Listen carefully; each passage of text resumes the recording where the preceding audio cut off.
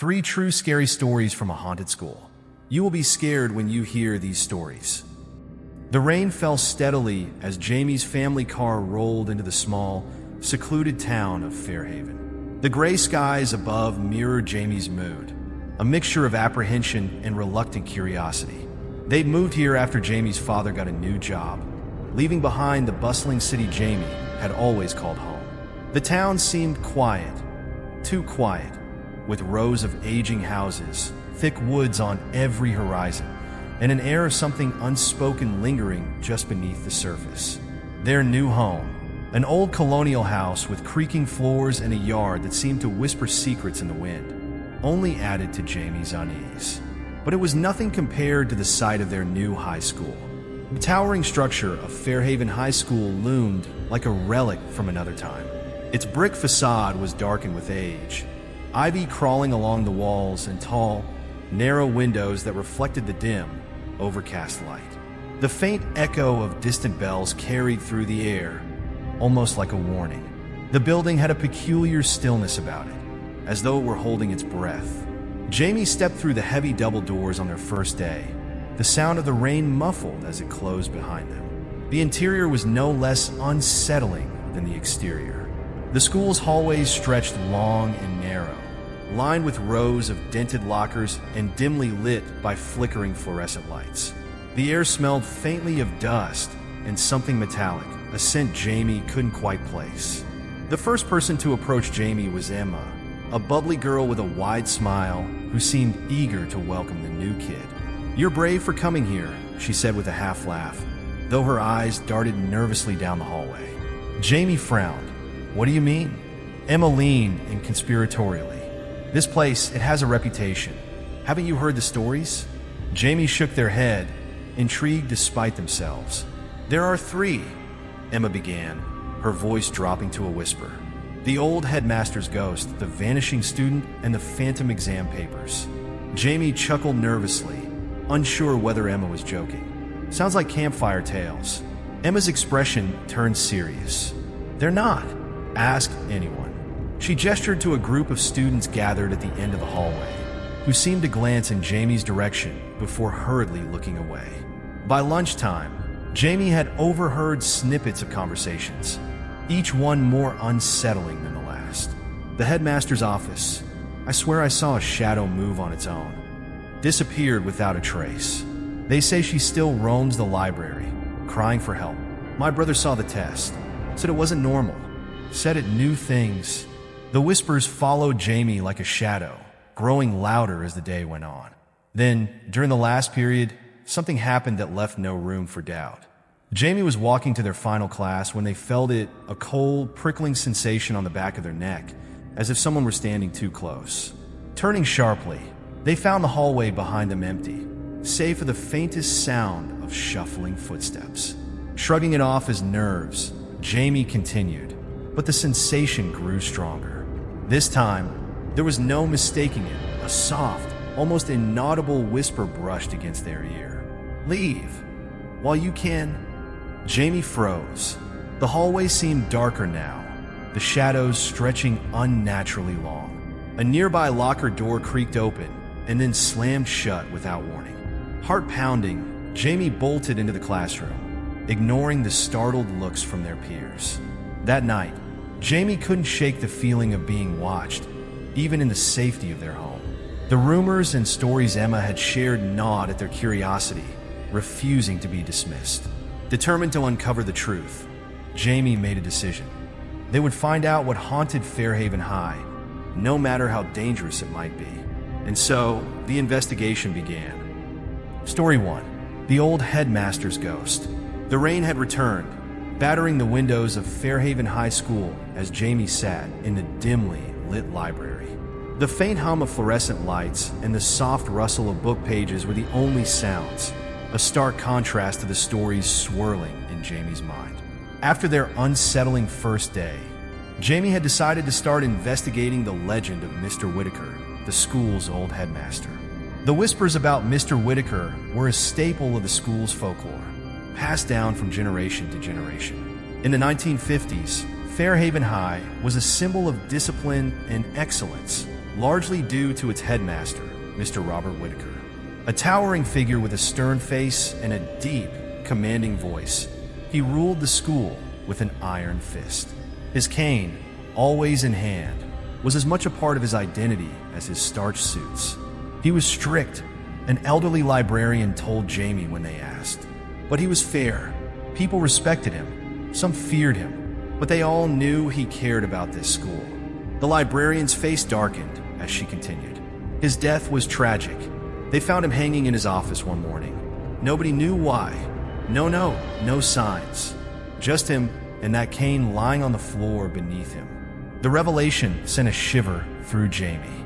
They leaned in. Do you think he haunts the school? The librarian hesitated, then lowered her voice. I don't like to speak of such things, but some say he never left. They claim to hear his footsteps in the halls late at night. Others say they've seen a shadowy figure near the principal's office. But it's the whispers that get to me. The ones that say they must be punished.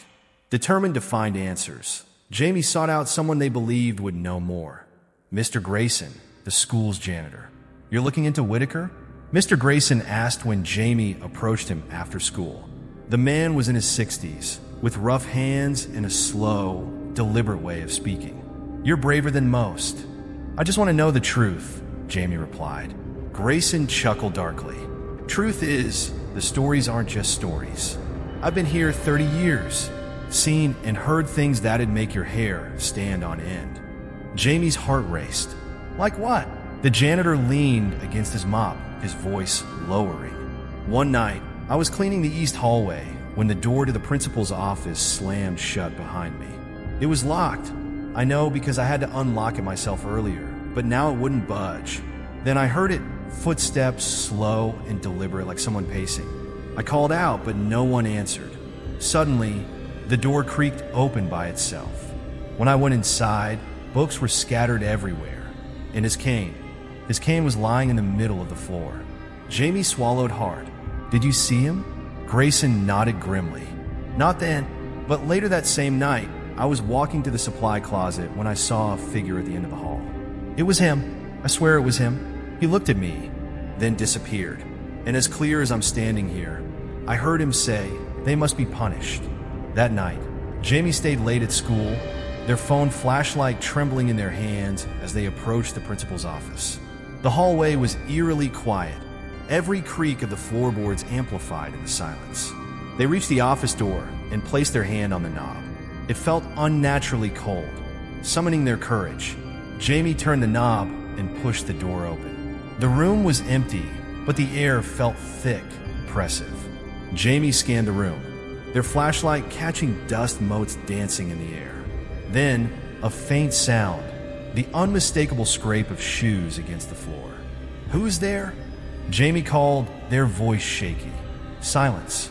Jamie took a step forward, their flashlight landing on the desk. Something gleamed faintly on its surface. It was an old photograph of Mr. Whitaker, his stern face staring back at them. Beneath it, in spidery handwriting, was a single phrase. They must be punished. Jamie's blood ran cold. The door behind them slammed shut with a deafening bang, and the sound of tapping filled the room, like the tip of a cane striking the floor. They turned slowly, their breath hitching. For a brief moment, they saw him, a tall, shadowy figure standing in the corner, his eyes glowing faintly in the dark. Then, just as suddenly, he vanished, leaving Jamie alone with the sound of their own racing heartbeat. Jamie fled the office, their minds spinning. They didn't know what Mr. Whitaker's ghost wanted or why he lingered in the halls of Fairhaven High, but one thing was clear. The stories were real, and they were only just beginning. The rain continued to pour, casting shimmering reflections on the windows of Fairhaven High. Jamie, restless and determined, decided that tonight would be the night. Armed with a flashlight and a notepad, they snuck back into the school long after the last staff member had left. The hallway leading to the principal's office felt longer at night, each step echoing ominously. The flickering overhead lights painted moving shadows on the walls, and every creak of the old wooden floor sent chills down Jamie's spine. Reaching the office door, Jamie hesitated. The air felt heavier here, almost suffocating. Gathering their courage, they pushed the door open, the hinges groaning like a living thing in protest. The room was bathed in shadows, but it was as Jamie had remembered it earlier, stuffy, lined with dusty bookshelves and filled with a sense of foreboding. They began searching the desk, their fingers brushing against forgotten papers and broken pens. Then, in the bottom drawer, they found it, an old, leather-bound journal. The cover was cracked with age, and R. Whitaker was etched faintly in the corner. Jamie's heart raced as they opened it, the pages yellowed and fragile. The entries started innocuously enough. Records of daily routines, meetings with teachers, and disciplinary actions. But as Jamie flipped through, the tone shifted. March 3rd, 1956. I fear my temper is getting the better of me. The students grow more unruly by the day, and I wonder if I am losing control of this institution. April 12th, 1956. They laughed at me today. Mock my authority. I will not stand for this insolence. They must learn discipline. Jamie frowned. The words felt harsh, almost vindictive. They turned the page, and their eyes widened. May 5th, 1956.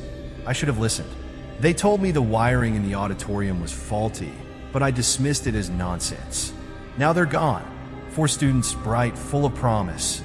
Gone because I was too proud to act. The entry was smudged, as though written with a shaking hand. Jamie read on, horrified. May 15th, 1956. Their faces haunt me. I see them in the halls, hear their laughter in the empty rooms. I deserve their scorn. I deserve worse. May 30th, 1956. I hear whispers. At first, I thought it was my guilt playing tricks on me. But they're real. They're here, and they blame me. Perhaps they're right. Jamie's hands trembled. The last entry was dated the night before Mr. Whitaker's death. June 1st, 1956. I can no longer bear the weight of my failure. If I leave, perhaps they will find peace. But before I go, I must warn those who come after me. Do not disturb the buried. Let the past rest or risk awakening its wrath. A sudden chill swept through the room, causing Jamie to freeze. The journal slipped from their hands as the temperature plummeted, their breath visible in the eerie cold. The door slammed shut behind them with a deafening bang. Jamie spun around, their flashlight beam trembling as it swept the room. "Who's there?" they called, their voice breaking. The answer came not in words, but in a low, mournful moan that seemed to echo from the walls themselves. Jamie's flashlight flickered, and they caught a glimpse of a figure, a tall man in a dark suit, his face gaunt and pale. It was him, Mr. Whitaker. The ghost stood motionless, his eyes hollow and filled with a mixture of sorrow and fury. His cane tapped against the floor in a slow, deliberate rhythm, the sound reverberating through the room. Jamie backed away, their heart pounding. "I didn't mean to disturb you," they stammered. The ghost's head tilted slightly, as if studying them. Then, in a voice that seemed to come from everywhere and nowhere, he spoke. "They must be punished." Jamie felt their knees weaken. "Who? What do you mean?" Whitaker's form wavered, his figure flickering like a faulty projection. His expression grew darker, his voice more forceful. "Don't disturb the buried." The room erupted in chaos. Books flew from shelves, the desk slammed against the wall, and Jamie was thrown to the floor by an unseen force. Through the cacophony, they saw Whitaker's ghost step closer, his translucent figure shimmering in the dim light. Then, just as suddenly as it began, the room fell silent. The ghost was gone. Jamie scrambled to their feet, grabbing the journal and bolting out of the office. Their heart raced as they ran through the darkened halls, the ghost's cryptic warning echoing in their mind. Don't disturb the buried. What did it mean? What secrets lay hidden beneath the school? Jamie knew one thing for certain. They were far from done uncovering the truth. The rain had stopped by the time they reached the safety of their home, but the storm within them had only just begun. Story 2. The Vanishing Student. The halls of Fairhaven High in the 1980s were just as dim and uninviting as they were in the present. The whispers of old secrets lingered, and the weight of its storied past hung heavy in the air. Among the students who walked its corridors was Emily Carter, a quiet, introverted girl who seemed almost invisible to her peers. Emily was the kind of student who drifted through the day unnoticed. Her faded clothes, oversized glasses, and downcast eyes made her an easy target for cruel jokes and bullying. She often sought refuge in books, finding solace in the stories hidden within the school's library. But even there, Emily couldn't escape the taunts and snickers of her classmates. One rainy autumn afternoon, Emily stayed late after school. The library was empty, its dusty shelves casting long shadows under the flickering fluorescent lights. The room was eerily silent, save for the occasional creak of the floorboards and the distant sound of rain tapping against the windows. She had discovered a section of the library that seemed forgotten, a narrow door at the back that led to a part of the building closed off due to structural damage. Her curiosity got the better of her, and with a hesitant push, she opened the creaking door. The air inside was thick with dust and dampness. The room beyond was dimly lit, its shelves lined with old, decaying books. Emily ventured inside, her footsteps echoing softly. The room felt different, almost alive, as though it had been waiting for her. That was the last time anyone saw her. The next day, Emily's absence was noted but dismissed. It wasn't unusual for students to skip school occasionally, especially someone like Emily, who often kept to herself. But as the days turned into weeks, her disappearance couldn't be ignored. Her teachers grew concerned, and the police were eventually called. A search of the school revealed nothing. No sign of Emily, no clues as to where she had gone. Her belongings were still in her locker, untouched. Rumors began to spread among the students. Some claimed she had run away, while others whispered darker theories. The most persistent story was that Emily had vanished in the abandoned library. Strange occurrences began soon after her disappearance. Students reported seeing fleeting glimpses of a girl's reflection in the library windows, even when no one was there. Late at night, janitors heard faint sobbing coming from the walls, the sound muffled yet heart-wrenching. Decades later, Jamie found themselves drawn to Emily's story. They had come across her name while combing through old yearbooks, her face, a shy smile and sad eyes, standing out among the other photos. Jamie sought out anyone who might know more. They found Mrs. Parker, the school's librarian, who had been working at Fairhaven High since the 1970s. Over a cup of lukewarm tea, Mrs. Parker recounted what she remembered of Emily. She was a sweet girl, Mrs. Parker said, her voice tinged with regret. Quiet, always had her nose in a book. I should have noticed something was wrong. When Jamie mentioned the abandoned library, Mrs. Parker's expression darkened. That place, she trailed off, shaking her head. They closed it for a reason, and it wasn't just the structural damage. Strange things happened there, even before Emily disappeared. Determined to uncover the truth, Jamie decided to explore the abandoned section themselves. Armed with a flashlight and a camera, they sneaked into the library late one night. The school was eerily silent. The only sounds the distant hum of electricity and the creaks of the old building settling. Jamie found the narrow door at the back of the library, just as Emily had decades ago. The hinges groaned as they pushed it open, revealing the forgotten room beyond. The air was cold, far colder than it should have been. Jamie's breath fogged in front of them as they stepped inside. The room felt oppressive, the shadows deeper, the silence heavier. As they moved through the space, Jamie noticed something odd. The books on the shelves weren't like the ones in the main library. These were older, with cracked leather covers and faded titles. Many were journals and diaries, filled with handwritten notes and spidery script. Jamie's flashlight flickered, and they froze. A faint sobbing sound reached their ears, soft and distant. It seemed to come from the walls themselves. "Hello?" Jamie called, their voice trembling. The sobbing stopped. The silence that followed was deafening. Jamie turned to leave, but the door slammed shut behind them.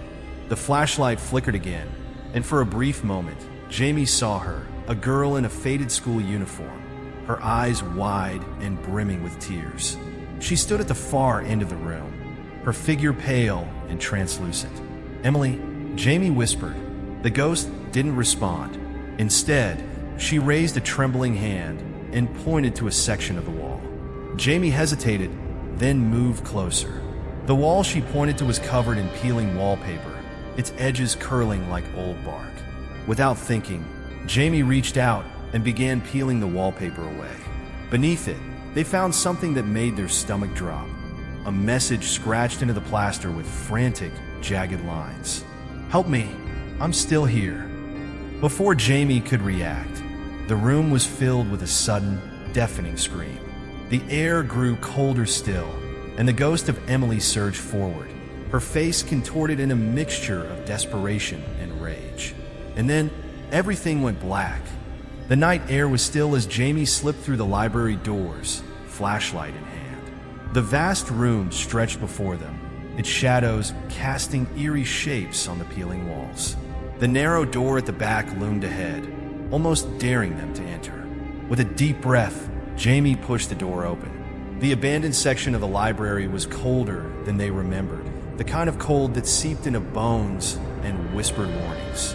Shelves lined with forgotten books stretched endlessly into the darkness, and the smell of mildew and decay hung heavy in the air.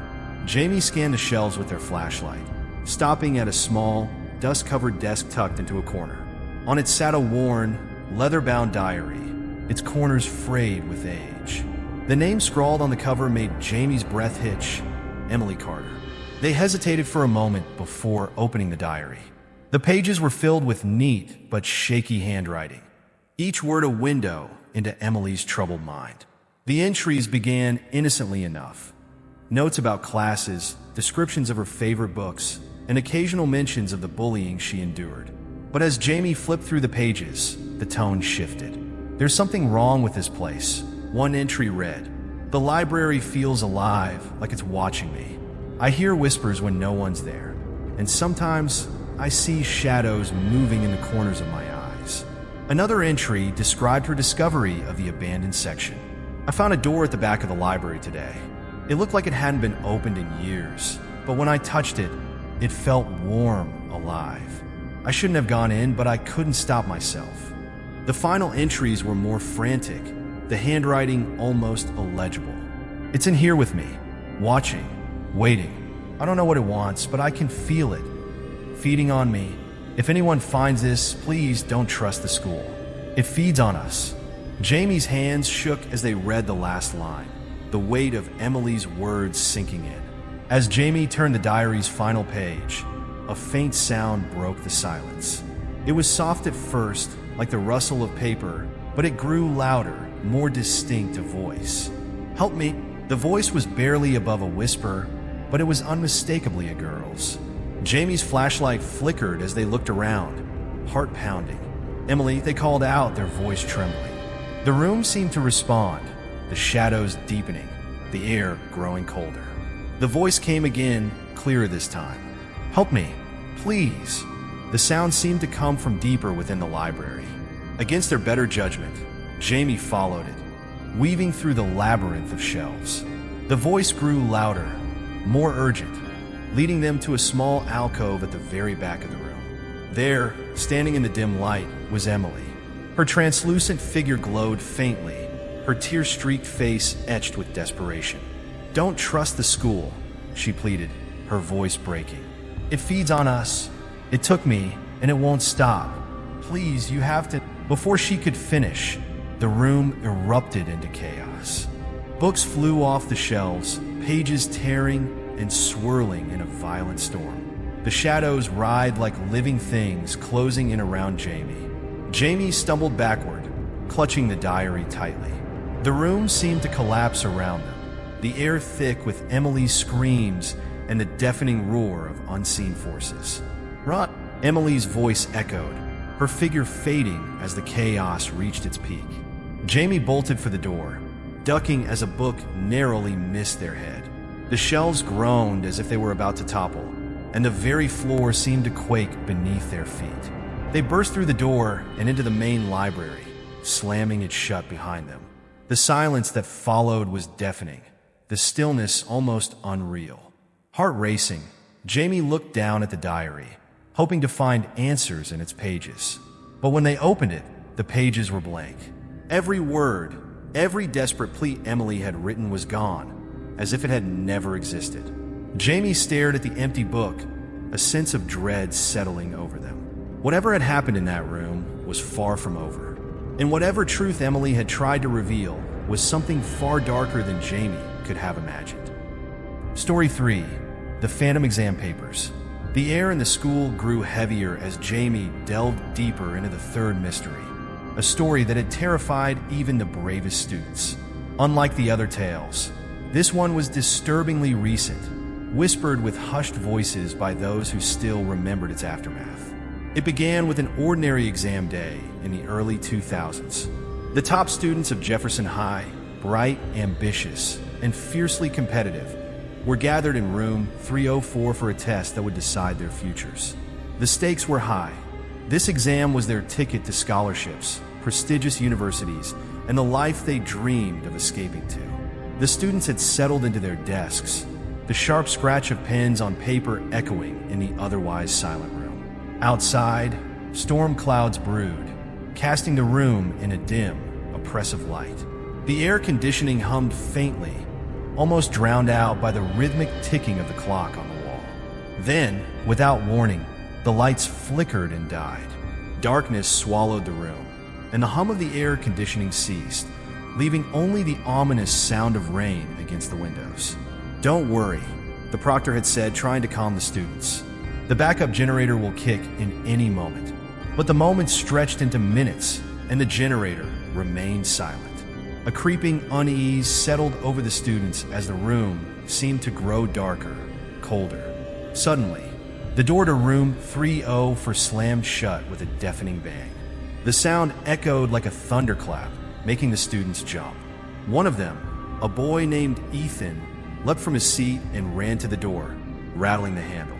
"It's locked," he exclaimed, panic rising in his voice. The proctor tried to reassure them, but her voice wavered. "It's probably just a glitch. Sit back down, everyone.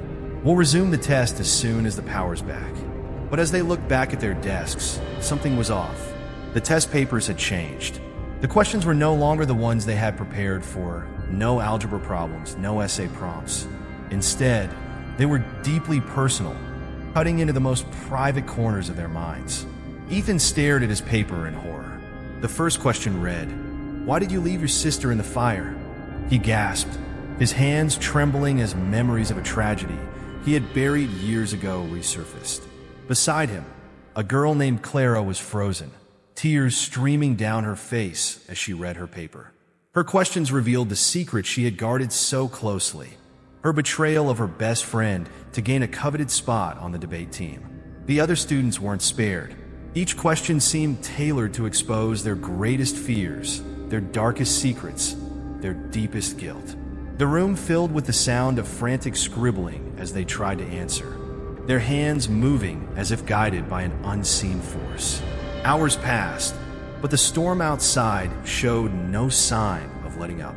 The only light came from a faint, flickering glow that seemed to emanate from the test papers themselves. When the lights finally returned, school staff found the students slumped over their desks. Their faces were pale, their eyes fluttering open as if waking from a nightmare. Each of them clutched their pens tightly, the exam booklets filled with incomprehensible scribbles. The proctor, too, was unconscious, her head resting on the desk. She awoke moments later, dazed and confused, unable to recall what had happened. The aftermath was chilling. While most of the students recovered physically, they were haunted by the experience. They refused to speak about what they had written, but whispers circulated about the test questions revealing their worst fears.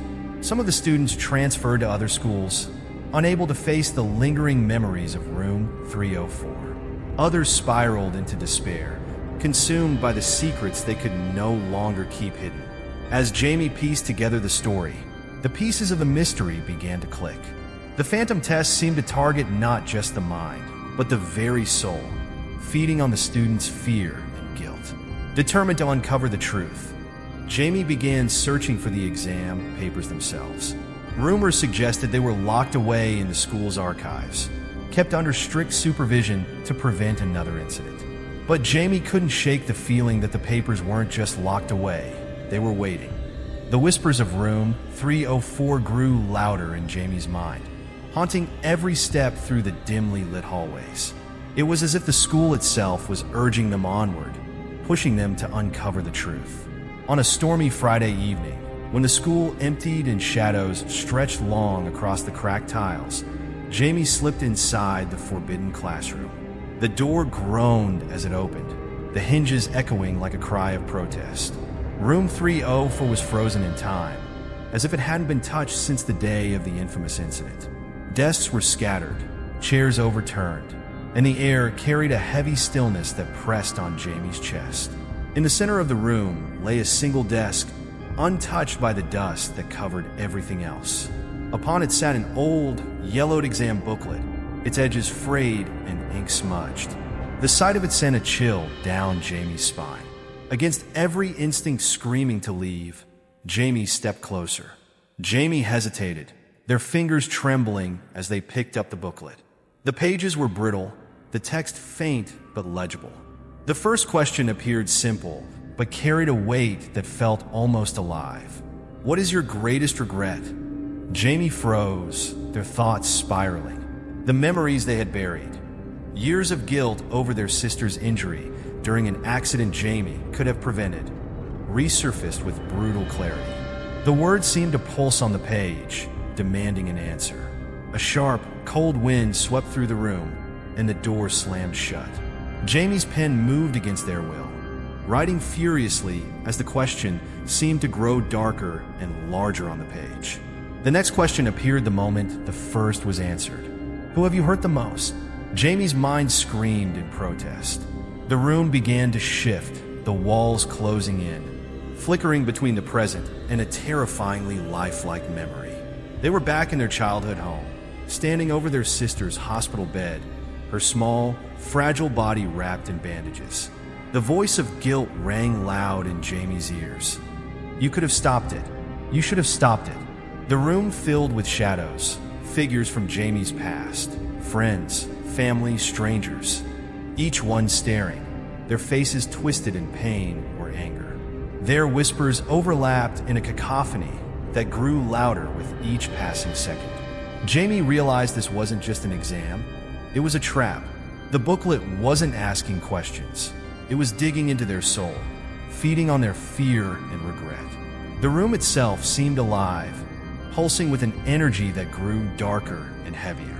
Answer the questions, a faint voice whispered, close yet everywhere at once. Or stay here forever.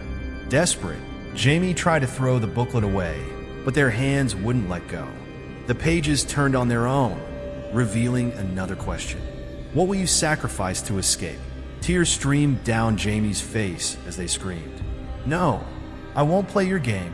Summoning every ounce of courage, they reached for their lighter, a relic they carried as a reminder of the fire that changed their life. With trembling hands, they lit the corner of the booklet. Flames spread rapidly, the booklet's pages curling into ash. The room erupted in chaos. Desks flew, the walls cracked, and the shadows screamed in agony. Jamie collapsed to the floor, clutching their head as the oppressive presence fought to hold them. Don't disturb the buried. A voice hissed, familiar and full of rage. When Jamie opened their eyes, they were outside room 304, lying on the cold tile floor. The booklet was gone, and the air felt lighter, as if the school itself had exhaled. But Jamie knew better. This wasn't over. The experience left a mark, a scar not easily forgotten. The school had secrets buried deeper than any one story could reveal. As Jamie stood and walked away, they couldn't help but feel the weight of unseen eyes following their every move. In their pocket, Jamie found a single charred scrap of paper. It bore the final question they had never answered. What is the price of freedom? The darkened skies over the town mirrored the storm inside Jamie's mind. Sitting in their small room, surrounded by fragments of evidence, a burnt exam paper scrap, Emily's diary, and hastily scrawled notes, they worked to connect the dots. Each story was a thread in a larger, sinister web. The headmaster's ghost, the vanishing student, and the cursed exam papers weren't isolated events. Together, they painted a terrifying picture. The school itself was alive, a sentient entity feeding on fear, pain, and guilt. Jamie pored over Mr. Whitaker's journal, Emily's diary, and every hushed rumor they had collected. Each victim had been lured by their vulnerabilities. Whitaker's guilt over the fire, Emily's torment, and the honor student's obsession with perfection. The school preyed on their weaknesses, drawing them into its grasp. The school needs them, Jamie murmured, their voice trembling. It needs their suffering to survive. A horrifying realization gripped Jamie. The victims weren't just gone. They were still there. The school had absorbed their spirits, trapping them within its walls to relive their pain endlessly. The pieces clicked into place. Whitaker's ghost endlessly patrolled the halls, his guilt binding him. Emily's cries echoed through the library, a reminder of her anguish. The exam papers were a manifestation of the school's hunger, designed to strip its victims of their willpower and sanity. The school wasn't just a building. It was a predator, ancient and insidious, lurking in plain sight. Jamie knew they couldn't save the trapped spirits. The school's grip was too strong, its roots too deep. All they could do was escape and warn others. Yet, even as they packed their belongings, a gnawing doubt lingered. Could anyone truly escape? As they stepped outside for the last time, Jamie felt the weight of the school's gaze. It loomed behind them, the cracked windows resembling watchful eyes. They whispered to themselves, "It's just a building," but deep down they knew better. The school had let them leave, but not without a price. Jamie moved to a neighboring town, leaving the cursed school behind.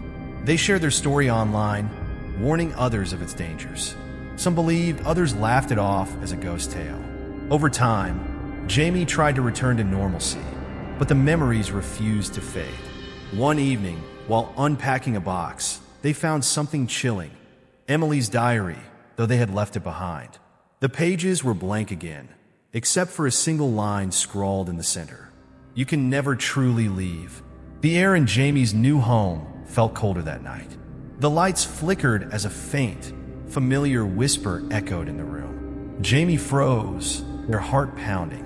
Looking toward the window, they saw it, a faint, glowing light in the distance. It wasn't the moon or a passing car. It was the school, its silhouette unmistakable, its presence undeniable. Jamie backed away, trembling as the whisper grew louder. "You're still mine?" The screen of Jamie's laptop lit up on its own, displaying a new message in bold, glowing text. "The next chapter begins with you."